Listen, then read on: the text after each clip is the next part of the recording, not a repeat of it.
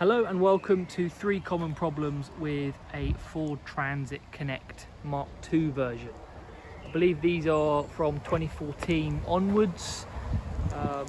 So the first problem to check and to know that it's been done is the cam belt. This is a very common thing that can break if you don't get it replaced. I would advise to get it changed at about 70 to 80,000 miles. Now you should be able to see if it's been changed, if it has been resealed. So the cam belt is in here, and if you see a sealant like this, that means that it has most probably been changed at some point in its life. You might see a little sticky note that some garages put it on to say that it's been changed. There could also be a note on the timing belt cover. It's not there, but that's a different note. Also look in the service book or the service history. You could also call up Ford to see if it's been done there as well. So yeah, very important to check that the cam belt has been replaced. If you're buying it from a dealer and there's no history of it being done, ask the dealer to do it at the point of sale. It's only around probably £300 to £400 to get it done. And it's going to save you a lot of headache. It's better to change a belt than to change an engine. The belt's going to cost you £300 to £400 to change. An engine rebuild is probably £2,000 upwards. So that's definitely a very common issue. Second one, which we have had numerous problems with, are head gasket issues.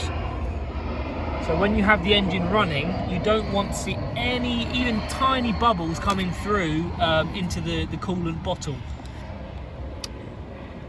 Especially as well, if you rev it really hard, if you see any bubbles coming up into here, that's a symptom that you've got an internal leak somewhere, and air is leaking out into here.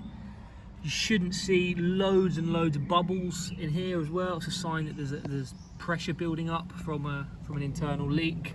And also, if we just open the oil cap, you don't want to see any sludge of any sort in on the top of here. That's a sign that you've got a head gasket problem. So if I just have the engine running, you'll see what I mean.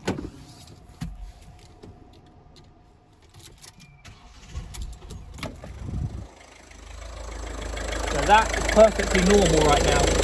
There's no bubbles coming through. We've had it as well where they actually drive okay, they don't overheat straight away, but if you drive it over long distances, you will see the vehicle starting to overheat. So very important to make sure that there's absolutely no bubbles coming through into that region.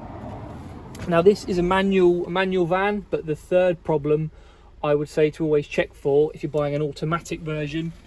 These gearboxes, the automatic gearboxes, are prone to have all sorts of issues.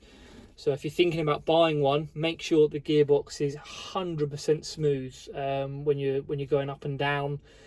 And if you drive it quite fast, which I'd recommend, if you feel any sort of juddering when pulling away or braking, then definitely avoid it, because they can be particularly difficult and they can be expensive to repair.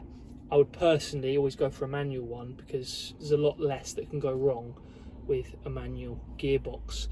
So to summarise, cam belt issues, I would always, if you're in any doubt if the cam belt's been done, always do it. £400, it's better to change that than to have to change the engine. Check that there's absolutely no bubbles coming through into the coolant bottle. And if you're buying an automatic one, then make sure the vehicle is 100% smooth when it's changing gear. If there's any jolts or judders at all, then if you own it, get it looked at straight away. If you're thinking of buying it, then don't, because that can be an expensive repair bill. And there's not many garages around the UK who specialise in repairing these vehicles. Hope this video has been useful. So thanks for watching, and take a look at my other videos. Thanks a lot.